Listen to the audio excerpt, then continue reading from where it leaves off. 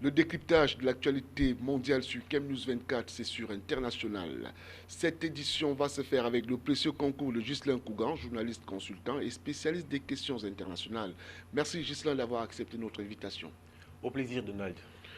Le premier sujet nous conduit en Arabie Saoudite. Au moins 14 Saoudiennes ont été élues samedi 13 décembre lors des premières élections municipales ouvertes aux femmes dans le royaume.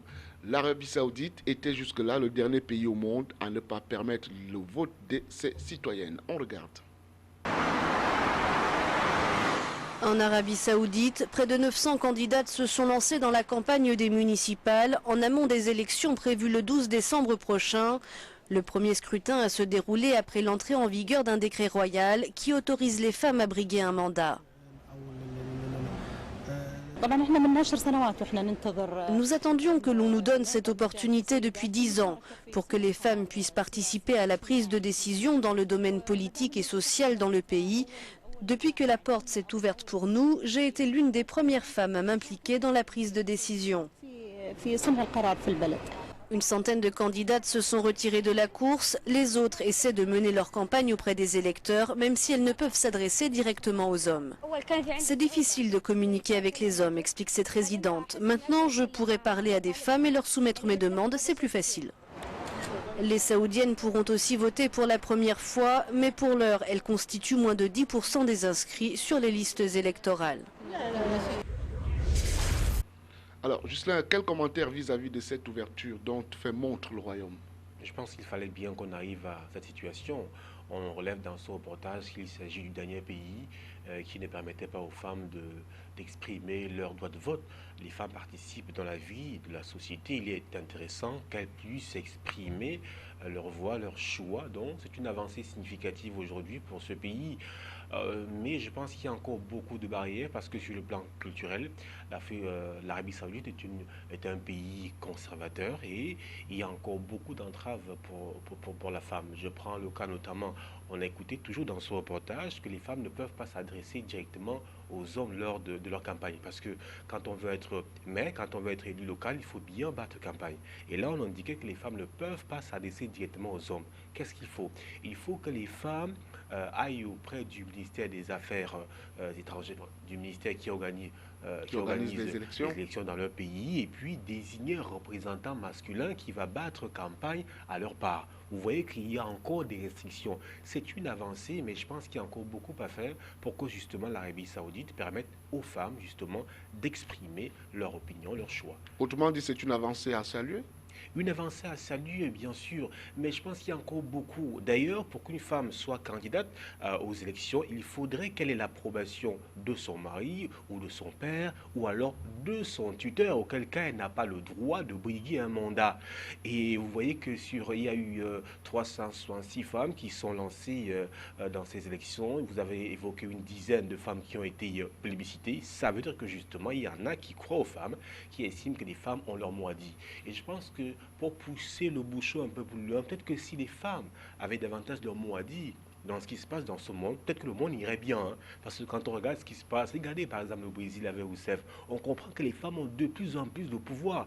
Regardez la personnalité de l'année du magazine The Times. C'est Angela Merkel qui est une femme devant les hommes. Regardez aujourd'hui le Libéria. On voit comment les femmes sont en train de petit à petit de gagner en intensité, de montrer qu'elles ont aussi de la valeur. Et je reviens à dire que peut-être que si les femmes avec leur maternité, leur humanité dirigeaient le monde avec beaucoup plus de poids dans ce monde, on ne serait peut-être pas à la dérive comme on le voit aujourd'hui. C'est une belle approche globale, hein, mais on va rester un peu en Arabie Saoudite. La prochaine étape des réformes pourrait-elle toucher le Majlis al-Shura, cette assemblée consultative dont les membres sont choisis uniquement par le roi? Est-ce que les femmes pourraient être choisies par le roi? Bien évidemment, cela peut arriver. Vous comprenez très bien que déjà la décision, l'ouverture qui est faite est une décision qui vient du roi. Donc, en même temps, n'allons pas très vite en besogne. Saluons déjà cette avancée. Elle est petite, mais elle est une avancée. On espère simplement qu'avec le temps, le roi va aller plus loin et permettre aux femmes, pourquoi pas, d'être candidates à l'élection, à une élection un peu plus forte, un peu plus grande, que les femmes aient par exemple le poste de ministre, le poste de secrétaire général dans le pays, par exemple, des grandes firmes. Vous voyez par exemple, il est difficile, on interdit par exemple dans les QG des candidates de se mélanger avec les hommes. Donc dans un QG, pour ce qui est d'une candidate, elle doit avoir une zone pour les hommes et une zone pour les femmes. Ça s'appelle là-bas chez eux la loi de la non-mixité. Alors, une femme qui n'obéit pas à cette loi se voit frapper d'une amende de 2500 euros, par exemple. Vous voyez qu'il s'agit là d'une avancée, mais il y a encore des barrières qu'il faut lever aujourd'hui pour que l'Arabie Saoudite véritablement rentre, si vous voulez, dans le Conseil des Nations civilisées, même s'il ne faut pas tout de même que la culture soit revue à la baisse. Il faut également préciser que la charia s'applique dans ce pays. Et vous savez que culturellement, l'Arabie Saoudite est un pays conservateur. Donc, il s'agit d'une petite avancée, une avancée qui se fait de manière lente mais sérieuse, qui a été amorcée depuis 5 ans dans ce pays pour ces femmes qui sont progressistes, qui sont courageuses, mais surtout qui sont prudentes. C'est donc une avancée à saluer, le droit de vote accordé aux femmes en Arabie Saoudite. Espérons que les autres réformes vont véritablement mettre les femmes en première une. Nous continuons cette émission avec le Zimbabwe où Robert Mugabe est candidat en 2018. Le président zimbabwéen Robert Mugabe a blâmé des factions qui s'opposent au sein de la ZANU-PF, le parti au pouvoir, afin de calmer les divisions qui ont récemment secoué la formation politique en vue de lui succéder. En dépit de toutes ces secousses autour de sa succession, le président zimbabwéen a d'ores et déjà été désigné candidat de son parti pour la présidentielle de 2018. Un reportage à propos et on revient sur le plateau. Au Zimbabwe, sans surprise, Robert Mugabe a été reconduit à la tête de son parti, la ZANU-PF, dont le congrès se termine ce week-end. Mugabe était le seul candidat. La surprise en revanche, ça a été la désignation de sa femme, Grace, au poste de secrétaire aux affaires féminines du parti. Pour elle, qui n'a pas vraiment d'expérience en politique, la voilà propulsée membre éminente du bureau politique de la puissante ZANU-PF. Pour de nombreux observateurs, c'est clair, Robert Mugabe prépare sa succession. Le vieux président est âgé de 90 ans, sa femme, elle, n'en a que 49. Officiellement, Mugabe n'a jamais désigné de successeur. Il est au pouvoir depuis l'indépendance du Zimbabwe en 1980.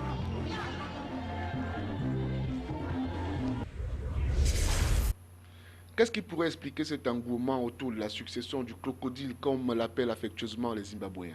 Je pense simplement qu'on s'appuie sur l'âge du président Robert Mugabe parce qu'il est quand même vieux.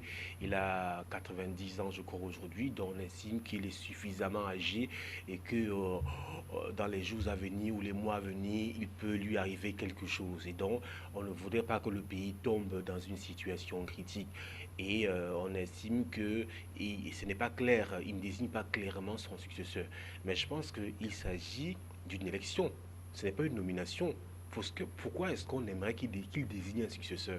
On ne peut pas critiquer quelqu'un, critiquer une façon de faire et puis prôner la même façon de faire. On reproche au président Robert Mugabe de n'avoir pas désigné de successeur. S'il le fait, on dira que ce n'est pas normal. Il s'agit d'une élection présidentielle, on bat campagne. Si on parle de successeur du parti, au sein du parti, je pense qu'il y a des primaires. On ne peut donc pas reprocher au président Robert Mugabe de n'avoir pas désigné un successeur, puisqu'il s'agit des élections. Il s'agit des candidats. Est-ce qu'au sein des primaires dans ce parti, la ZANU-PF, il faudrait que Robert Mugabe dise « voici un candidat, voici mon candidat ». Alors qu'au sein du parti, il y a beaucoup de candidats qui, bien évidemment, vont compétir pour qu'au-delà de l'élection, à la fin de l'élection au sein du parti, qu'il y ait un candidat qui puisse être le candidat de la ZANU-PF. Donc dire aujourd'hui qu'il ne désigne pas un successeur, ma foi, ça me semble ubuesque. Parlant toujours de cette succession, quels sont les noms ou alors les personnes les plus en vue au sein de la ZANU-PF qui pourraient succéder à Robert Mugabe? Je pense qu'il y a le premier vice-président du parti, il y a également sa femme, qui est aujourd'hui l'une des vice-présidentes, parce que la Ligue des femmes de la ZANU-PF a mis la pression sur le bureau pour que parmi les vice-présidents, il y ait une femme. C'est vrai qu'il y a une adjointe qui a été renversée au profit de Grace Mugabe, qui est aujourd'hui l'une des vice-présidentes. On estime donc que le premier vice-président, qui est un homme, lui, n'a pas les faveurs du parti. Pourquoi? Parce qu'à partir du moment où Grace Mugabe est devenu vice-président, on estime que Robert Mugabe est en train de positionner sa femme parce qu'il veut faire de la présidence du ZANU-PF et par là même du Zimbabwe une affaire de famille. Et l'opposition dans tout ça, l'opposition zimbabwéenne? Bon, de nombreux observateurs estiment que l'opposition, franchement, elle n'a pas sa place, elle est refroidie, elle ne vit pas dans ce pays parce qu'aujourd'hui, qu'est-ce qui est constatant? On se rend compte que la vie politique zimbabwéenne est réduite finalement à ce qui se passe au sein de la ZANU-PF. Parce qu'aujourd'hui, ce qui meuble l'actualité, ce sont les guéguerres, les divisions, les coups de poing qui se font sentir au sein du parti au pouvoir. Pourquoi est-ce qu'on braque davantage les projecteurs sur ce qui se passe au sein du parti au pouvoir? Justement parce que l'opposition, elle n'existe pas. Raila Odinga a quelque peu baissé la garde. Quel pourrait être l'héritage économique dont va hériter le successeur de Mugabe au cas où lui-même, président Mugabe, n'est pas réélu? Non, premièrement, il n'est pas envisageable qu'au cas où le président Mugabe serait encore en vie, qu'il ne soit pas réélu. Qu'il ne soit pas réélu. Il sera réélu, qui plus est avec un score soviétique, croyez-moi. Premier élément. Deuxième élément maintenant, au cas où il n'est pas là, quel sera l'héritage? L'héritage sera notamment un Zimbabwe qui mène une politique, je ne dirais pas d'austérité, mais une politique beaucoup plus interne. On sait très bien la ligne de démarcation de Robert Mugabe qui ne veut pas recevoir les dictats de l'étranger, qui estime que le Zimbabwe est un pays souverain et qu'on n'est pas obligé de faire ce que font les pays occidentaux. On connaît très bien Robert Mugabe dans ses discours, ses prises de parole. D'ailleurs, il est estimé pour ce qui est notamment... on en a d'ailleurs été surpris de sa sortie sur la crise au Burundi. Lui qui a estimé que le président Nkurunziza pourrait expliquer cela autrement en disant que son premier mandat, il n'avait pas obtenu à partir d'un référendum, il avait été élu par le Parlement. Il a donc estimé que pour expliquer cela, Nkurunziza pourrait plutôt dire que le premier mandat n'a pas été élu et donc cela ne compte pas. Et il nous a tout de même surpris en disant que on peut, que lorsque le peuple dit 2, c'est 2, eh bien, il faut faire 2 mandats. On peut donc retourner cette situation pour Mugabe, qui est déjà son 7e mandat, qui veut briguer 7e, mais il vous répondra que c'est parce que le peuple le veut. L'autre menace nous vient de la République démocratique du Congo, où le président Kabila a fait son discours à la nation devant l'Assemblée nationale et le Sénat réuni en congrès.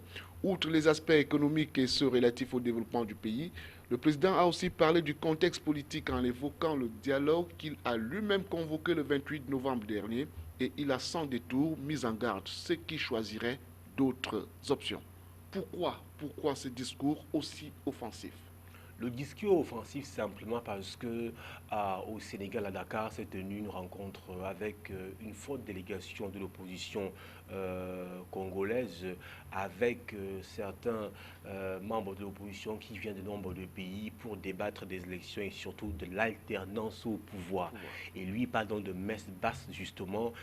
Il estime que l'opposition refuse le dialogue pour justement aller incanter le vaudou au Sénégal pour venir l'évincer du pouvoir par des méthodes pas très catholiques. Voilà ce qui marque le courroux, notamment du président Joseph Kabila, qui estime que le dialogue qu'il a initié aurait dû être saisi par toute l'opposition, parce qu'il faut noter qu'il y en a une grande frange de l'opposition qui a boycotté son dialogue initié. Il faut également relever que l'Église, justement, a envoyé un représentant au Sénégal, façon de cautionner, de légitimer ce qui se passe au Sénégal. C'est cela qui inquiète le pouvoir de Kinshasa. L'on parle beaucoup de l'article 64.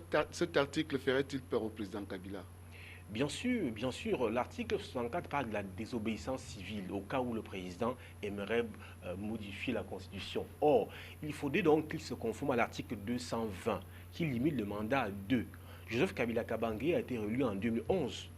Donc, il a déjà épuisé 2 mandats. 2011 pour 5 ans. En 2016, Joseph Kabila ne devrait plus constitutionnellement briguer un nouveau mandat. La question en République démocratique du Congo, c'est est-ce que Joseph Kabila Kabange sera candidat à l'élection présidentielle? Mais jusqu'ici, il ne s'est pas encore véritablement prononcé sur la question. Il demande un dialogue. Et en règle générale, quand les présidents au pouvoir qui n'ont plus le droit sur le plan de la constitution de briguer un nouveau mandat, commande un dialogue, ça veut dire qu'en réalité, ils veulent avoir l'opportunité de débattre sur une éventuelle modification de la Constitution. On a vu le cas au Congo-Brazzaville, il avait Denis Sassou Nguesso. On a vu le cas au Cameroun. On voit le cas partout. La question se pose donc. L'opposition sait très bien que derrière le dialogue, d'après l'opposition, derrière le dialogue convoqué par le président Kabangé, il y a une volonté de reviser la Constitution et par conséquent de briguer un nouveau mandat en 2016. Justement, le président Kabila prévient, il n'y aura ni sang ni larmes. Il a promis préserver l'aspiration du peuple congolais à la quiétude, mais pas un mot sur le respect de la Constitution dans le cadre du dialogue. Pourquoi ce mutisme? Pourquoi ce mutisme? Parce qu'en réalité, la question, je peux vous la renvoyer, mais il se trouve que c'est moi qui réponds aux questions. Pourquoi ce mutisme? Justement parce que c'est un choix tactique et politique. Il vous dira, je ne me suis pas encore présenté. Il peut vous dire, pourquoi pas ce mutisme? Pourquoi pas ce mutisme? C'est en 2016 que l'élection va se présenter. Et nous sommes encore, va se faire, nous sommes encore en 2015. Donc, où est l'opportunité automatiquement pour lui de se prononcer aujourd'hui? Même si on sait très bien que le fait de se prononcer va apaiser les tensions, va amener les uns les autres à se positionner. En fait, il sait qu'il est en délicatesse, en indélicatesse si vous voulez. Et donc, il faut qu'il observe suffisamment, qu'il utilise toutes les voies de recours, qu'il puisse chercher ceux-là sur qui il va compter avant de se prononcer. Donc il observe d'abord au moment opportun pour se prononcer sur la situation. Je pense qu'il est déjà dans ce processus-là. En convoquant le dialogue, d'ailleurs, il tient à préciser que le secrétaire général du parti, Joseph Kabila, a commis un ouvrage qui parle un peu de la révision constitutionnelle. Il est en fait chef du département de droit public à l'université de Kinshasa. Vous voyez, il est enseignant-chercheur, il est constitutionnaliste de surcroît. Il a donc commis un ouvrage qui parle de la révision de la Constitution. Et comme on pouvait s'y attendre, Joseph Kabila veut justement ce dialogue parce que évidemment il va réviser la Constitution. Vous voyez comment il est difficile de faire le lien entre le métier d'homme politique et le métier de chercheur intellectuel, universitaire. On restera campé sur cette actualité autour de la République démocratique du Congo, mais avant, allons plutôt ailleurs. Rendons-nous en France où l'accord sur le climat a été signé par les 195 délégations samedi 12 décembre 2015 au Bourget. La signature de l'accord a été ovationnée pendant de longues minutes, un accord sans précédent. Pour sauver la planète d'un désastre climatique a été adopté donc samedi en fin de journée à Paris dans un concert d'applaudissements par 195 pays après plusieurs années de négociations extrêmement ardues. On regarde et on revient sur le plateau. Pas d'objection, l'accord de Paris pour le climat est accepté. Un coup de marteau qui sonne la victoire. L'Assemblée plénière exulte. L'instant est historique. Pour la première fois, 195 pays viennent de valider à l'unanimité un accord contre le réchauffement climatique. Un compromis trouvé au terme d'une journée marathon, car jusqu'au dernier moment, rien n'était joué. Jusqu'à 6 h ce matin, les équipes françaises planchent encore sur la version finale du texte. Non mais le truc, c'est que... Communicants, négociateurs, diplomates, des apartés pour peser chaque mot. Chaque formulation fait l'objet d'intenses tractations. À peine le temps de fermer l'œil, et déjà les réunions à huis clos reprennent. La nuit a été longue. Courte. 8 h, Laurent Fabius rencontre des experts climat, puis reçoit à nouveau les délégations, russes et chinoises notamment. En coulisses, les tout derniers détails sont finalisés. À la mi-journée, une version finale de l'accord est présentée. François Hollande est là. Devant l'Assemblée plénière, Laurent Fabius évoque un accord historique. Chers amis, le projet d'accord proposé est différencié, juste, durable, dynamique, équilibré et juridiquement contraignant. Lui, dont l'un des proches collaborateurs est décédé la semaine dernière, a bien du mal à retenir ses larmes. J'ai une pensée particulière, enfin, pour tous ceux, ministres, négociateurs, militants, qui auraient voulu être là, en cette circonstance probablement historique, mais qui ont agi et lutté sans pouvoir connaître ce jour. Dans la salle, c'est l'ovation. À cet instant, sans doute, le président de la COP21 mesure le chemin parcouru, les heures de travail pour parvenir à un tel consensus. Dans la foulée, François Hollande appelait à faire de ce 12 décembre un jour historique. Il est rare d'avoir dans une vie l'occasion de changer le monde. Vous l'avez, cette occasion-là, de changer le monde. Saisissez-la pour que vive la planète, vive l'humanité et vive la vie. 13 jours d'intenses discussions et un pari gagné pour l'équipe France. C'est un petit marteau, mais je pense qu'il peut faire de grandes choses. Émotion partagée par François Hollande, qui monte sur scène quelques minutes après. L'accord trouvé aujourd'hui rentrera en vigueur en 2020. Alors, on va aborder quelques aspects concernant cet accord. Le premier aspect, enfin, sous forme de question, hein, il y a quoi dans cet accord? L'accord amène simplement les différents États à observer et à limiter les émissions de gaz à effet de serre en dessous de 2 degrés Celsius. Et vous savez très bien que ce qui est un peu symbolique dans cette conférence des Nations Unies sur le changement climatique, c'est que les États africains et les États insulaires ont demandé que l'on puisse, qu'on aille plus loin à 1,5 degré Celsius, ce qui n'est pas faisable aujourd'hui. Donc voilà un peu l'objectif était justement de limiter les émissions de gaz à effet de serre à 2%, mais là ça va plus loin, on parle de moins de 2% déjà, et c'est une avancée en ce sens-là déjà. Sinon, on est sauvé, le réchauffement va être contenu en dessous des 2 degrés Celsius. Ce sont encore les déclarations, hein. D'ailleurs, on précise que cela entrera en vigueur à partir de 2020. C'est-à-dire qu'à la fin de la COP 20, qui s'achève en 2020. Donc d'ici 2020, ça fait 5 ans. Qu'est-ce qu'on fait? On continue de polluer en attendant 2020 pour commencer à respecter ce qui s'est dit. Il convient également de préciser que 190 pays sur 195 ont élaboré et remis leur participation, leur contribution notamment pour qu'on limite le réchauffement climatique. Et on s'est rendu compte, en additionnant les contributions de ces 490 pays, que l'on arrive à 3 degrés Celsius. Vous voyez qu'on est encore au-dessus des 2 degrés, des moins 2 degrés voulus. Donc, alors, concrètement, comment est-on sûr qu'ils vont respecter leurs engagements? Là est toute la question. Ce rapport, je suis désolé d'écouter le président de la COP21, n'est pas du tout contraignant. Pourquoi? Je vous explique. Quand vous avez lu, feuilleté un tout petit peu le rapport de la COP20, c'est vrai qu'il est très long. Il y avait quand même des chiffres. On parlait de réduire les gaz à effet de serre de 40 à 70, voire de 70 à 95. D'ailleurs, les experts ont précisé qu'il était intéressant que l'on travaille sur la réduction de 40 à 70, voire de 70 à 90. Mais dans ce rapport, il n'y a pas de chiffres. Pas du tout de chiffres. On estime simplement qu'on va croire à la bonne foi des États qui veulent bien se livrer à l'exercice. On peut également comprendre parce que c'est un problème qui touche toute la planète, mais différemment, parce qu'il y en a des pays qui sont les grands pollueurs, il y en a qui subissent davantage qu'ils ne produisent les effets du réchauffement climatique, des inondations et puis de tout ce qui se passe. Donc ce rapport, il est intéressant, mais il y a quand même quelques zones d'ombre sur notamment le caractère contraignant de la production, de la limitation, de la réduction des émissions de gaz à effet de serre. Pour sortir de cette analyse, du coup, on peut dire que c'est une COP réussie ou pas?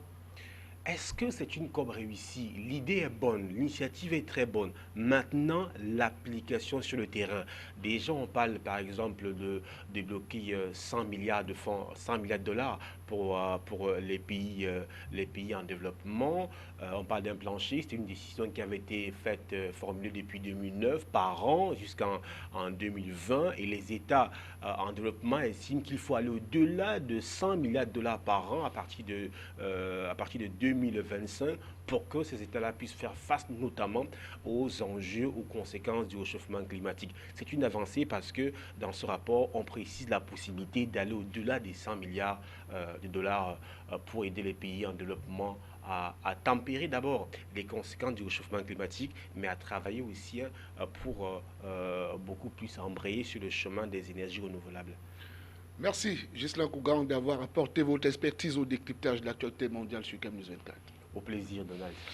L'exclusivité de toute l'actualité mondiale en continu, c'est sur CAM News 24 et nulle part ailleurs. Restez des nôtres.